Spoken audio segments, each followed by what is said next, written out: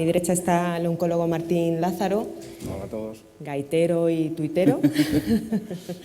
Y a mi izquierda está María Olanda Rodríguez. Ella es médico en gestión sanitaria, ahora trabaja en la plataforma de innovación en el Servicio Gallego de Salud y es paciente de cáncer de mama. Con cada diagnóstico hay unas necesidades diferentes. Nosotros venimos aquí a hablar de cómo es ese día a día y cómo es la vida después del cáncer. Se acaba ese tratamiento y yo siempre digo que hay un momento que es como un destete, ¿no? Es decir, de repente dejas de ver más al paciente, el paciente también te ve con menos frecuencia a ti y es un momento difícil, ¿no? Y es un momento difícil porque empieza también, aunque muchas veces se ha seguido haciendo una vida, digamos, dentro de lo más habitual de lo que hacía el paciente, a partir de ahí se reincorpora todas las facetas de su vida, digamos, plenamente, ¿no? Y todo ese proceso que ha habido de tratamiento implica unos cambios. Hay desde cambios físicos, cambios sociales, cambios emocionales o de relación con amigos y con familia, cambios también en la actividad laboral. Incluso recientemente se ha publicado algún estudio en el que se demuestra que hay cambios en los ingresos económicos en los pacientes después de haber pasado por un proceso de cáncer, ¿no? Cuando terminas el tratamiento, yo sentí justo lo contrario de Martín. O sea, estaba deseando dejarle de ver, porque el destete fue, además me acuerdo que le hice la foto, que todavía conservo porque la utilizo muchas veces, la foto está en Twitter, ¿sí? La foto de último tratamiento. Dije, esto es lo mejor que te puede pasar. Entonces empiezas a recomponerte y dices, bueno, volvamos a la situación de partida. La situación de partida es, primero estoy viva, esto ya es muchísimo, estoy viva. Mis hijos están bien, lo han llevado bien, no han querido saber mucho, no han investigado mucho, me han visto en casa medianamente normal. Mi marido también está bien, el resto de mi familia está bien, vale, siguiente fase.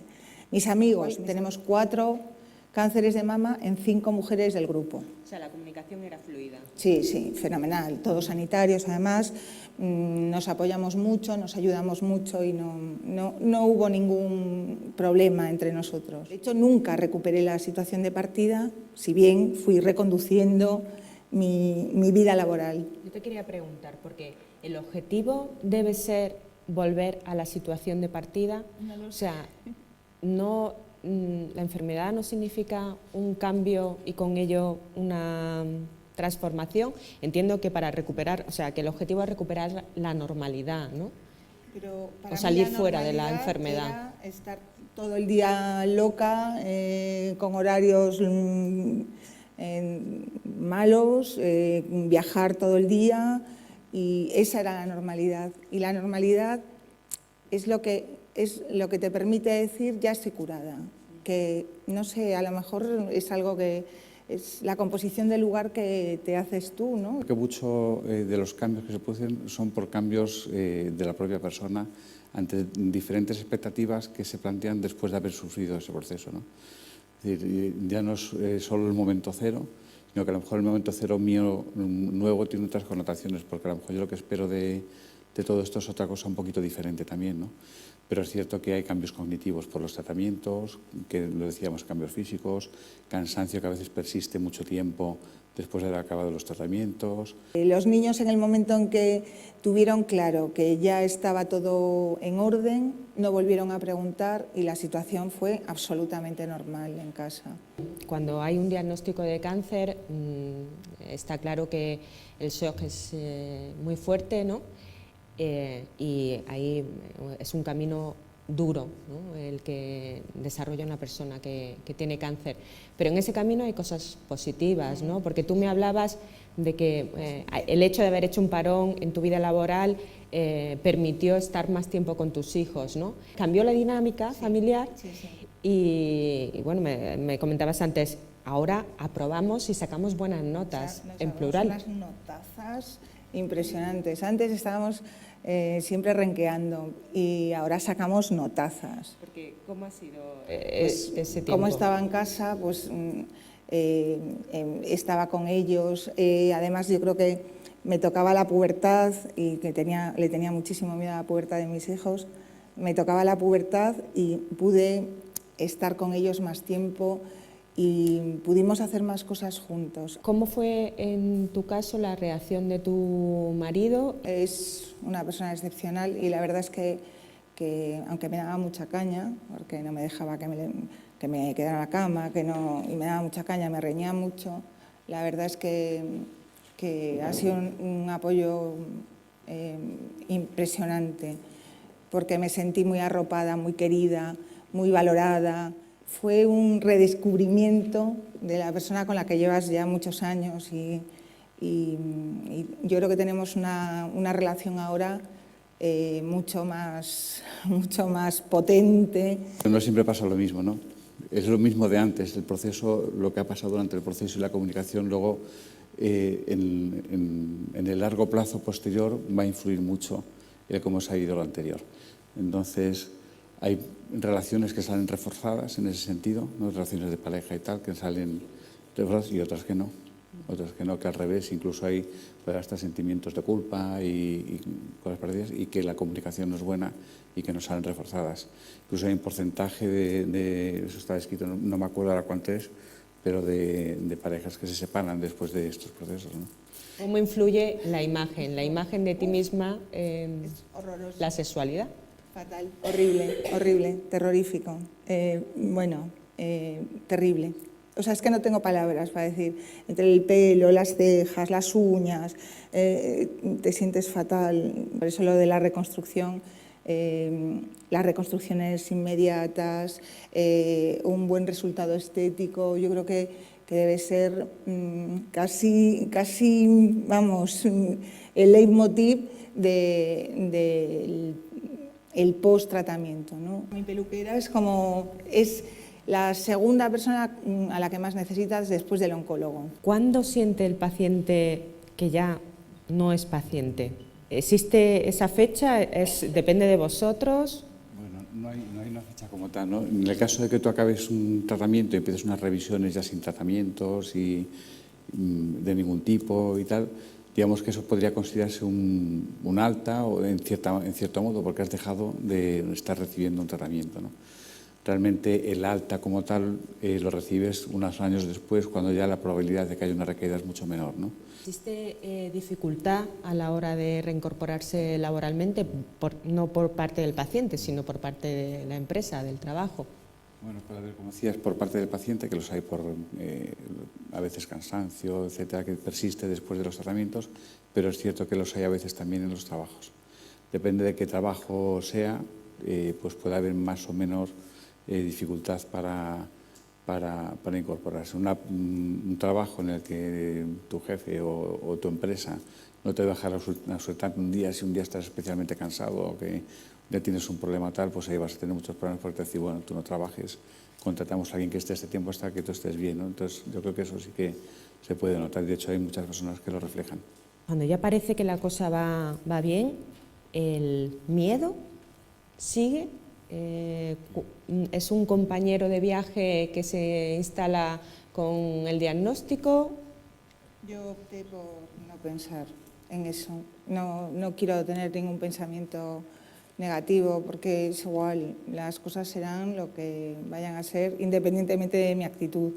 Y entonces he decidido que mi actitud es no hay miedo. Pero hay muchos pacientes que sí, ¿no? Hay estudios incluso que dicen que hasta en los largos supervivientes hasta una cuarta parte de ellos piensan con cierta frecuencia en la posibilidad de una recaída y hasta un 10% en la posibilidad de fallecer como consecuencia en personas que están en revisiones sin evidencia de que haya enfermedad, ¿no?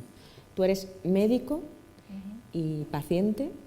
¿Cómo te ha cambiado la perspectiva del hecho de haber pasado por el cáncer, haber estado en el hospital, ingresada? O sea, a mí, por ejemplo, no me gustaba nada el modelo de ir por la mañana, pincharme, esperar al resultado de la analítica, luego que me viera Martín, luego esperar a que se pasara el tratamiento a farmacia, esperar a que lo prepararan, esperar al hospital de día, porque eran 7 horas Además, las cronometré, tengo todos los estudios de los circuitos, y es que es imposible hacerlo en menos tiempo. A mí ese modelo no me gustaba, pero había mucha gente que estaba en la sala del hospital de día que le encantaba.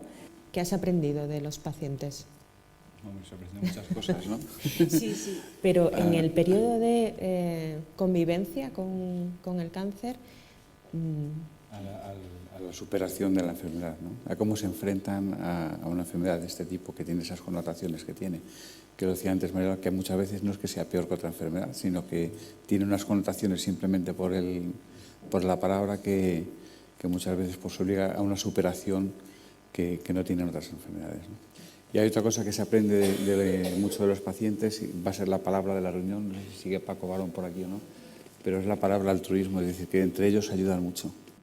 Hemos dicho antes, en la mesa anterior, que las expectativas a los 5 años estamos hablando, eso no es curación, son expectativas de estar vivo 5 años después, es el 60% para el global de los cánceres. En el cáncer de mama están alrededor del 80-90%, 85%, pero hay cánceres que las posibilidades son muy bajas, es decir, a lo mejor es un 15% o un 20%. Luego se vive de una forma completamente diferente. Entonces no podemos meter. Entonces la aceptación, sea cual sea el cáncer y sea cual sea tu situación, es fundamental. A mí cuando me diagnosticaron, pues me permití el lujo de llorar 2 días, pero luego ya había que coger el toro por los cuernos y había que luchar. Acepto la enfermedad, no me siento menos mujer, no estoy reconstruida. Tengo una mastectomía radical mutilante, que es lo que me hicieron. No estoy reconstruida porque todavía no me han podido reconstruir por muchos motivos. No me siento menos mujer, soy feliz en mi forma de vivir ahora. Vivimos a lo ancho. He aprendido a vivir de otra manera. Vivo a lo ancho. Tengo que disfrutar el día a día. Yo creo que el después habría que situarlo en el momento del diagnóstico, que ahí es cuando realmente nos cambia. Porque luego lo demás son distintas fases, pero dentro de un mismo proceso. Entonces, si situamos el después a partir de ese momento, posiblemente todo tiene sentido y todo está más articulado. Y luego hay un segundo factor que a lo mejor no hemos incidido lo suficiente en ello, y es que la enfermedad es distinta para cada persona, las condiciones particulares, personales, profesionales, sociales también, pero hay un hecho quizás mucho más evidente y es la propia disposición del paciente, que es tu actitud mental ante la situación, y es lo que reflejaba un poco ese contraste de reacciones de unas personas a otras. La actitud positiva y tal no cambia la evolución de la enfermedad. Sí que ayuda a que se cumplan bien los plazos de los tratamientos, a que se hagan las cosas, a afrontar la enfermedad. Las asociaciones tienen un papel muy importante en el tema social, porque en las asociaciones normalmente y en el tema de la psico-oncología. Creo que la figura del psico-oncólogo es fundamental para los periodos de aceptación, para los periodos de decisión, para esos periodos de angustia que tenemos. Somos pacientes, también tenemos derecho a tener momentos de angustia, pero también hay que saber aceptarlo, como decía mi compañera. Lo que creo que podemos extraer de esta charla es el cáncer es una enfermedad muy heterogénea, hay que aceptar, creo que la palabra sería aceptación, y es un aprendizaje de vida, y con él tenemos que ir de la mano en el día a día, y todavía hay cosas por mejorar en el sistema sanitario a la hora de ayudar a las necesidades que tienen los diferentes tipos de pacientes que engloba esta enfermedad.